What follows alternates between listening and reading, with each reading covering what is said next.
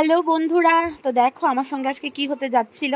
তো তোমরা নিজের চোখেই দেখতে পাচ্ছ কি হচ্ছে। আসলে এটা মনসা মঙ্গলের মাছ চলছে, তো তো তার জন্য উৎপাতটা একটু বেশি। আসলে কয়েকদিন ধরে এদের উৎপাতটা একটু বেড়েছে। আসলে আমি এইমাত্র হিয়াটিয়াকে স্কুল থেকে নিয়ে আসলাম আর ঘরটা ঝাড় দিতে যাচ্ছিলাম, তার মধ্যেই আমার চোখে পড়লো। তারপর সবাই মিলে খোঁজাখুঁজি করছিলাম যে কোথায় গেল। আসলে বাচ্চারার ঘর, তো তাই আমি একদমই রিস্ক নিতে রাজি নই। অনেক খোঁজাখুঁজির পর আমি হিয়াটির বাবাকে বলছিলাম যে এই জায়গাটা দিয়ে ঢুকেছিল, তো এই জায়গাটার মধ্যে দেখো আছে কিনা।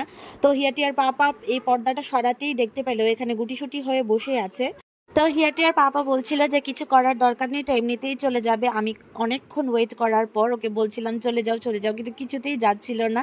আর বাবা এই জায়গাটা বন্ধ করে দিয়েছিল যাতে এটা ঘরের ভিতরে ঢুকতে না পারে। আসলে এটা হচ্ছে আমাদের ঘরের পেছন দিকটা।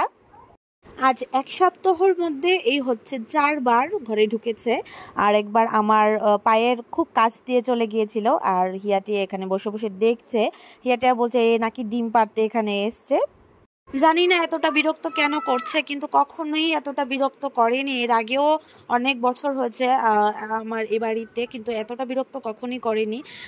আমরা কিন্তু ভাদ্র মাসের পঞ্চমীতে মনসা পুজো করে থাকি, কিন্তু এবার কিছুই করার ইচ্ছে ছিল না, পুজো করার একদমই ইচ্ছে ছিল না, কারণ অনেক প্রবলেমস ছিল।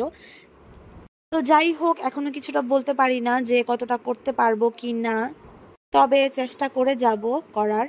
একে দেখে হিয়াটিয়া অনেক ভয় পাবে তো অনেক দূরের কথা, বরং হিয়াটিয়ার কবিতা মনে পড়ে গেল। কোথায় যাস বাপুরে, আই বাবা দেখে যা, দুটো সাপ রেখে যা, যে সাপের কান নেই, নাক নেই, মুখ নেই, চোখ নেই, হাতে নাকো কাটে না, কাউকে যে কাটে না।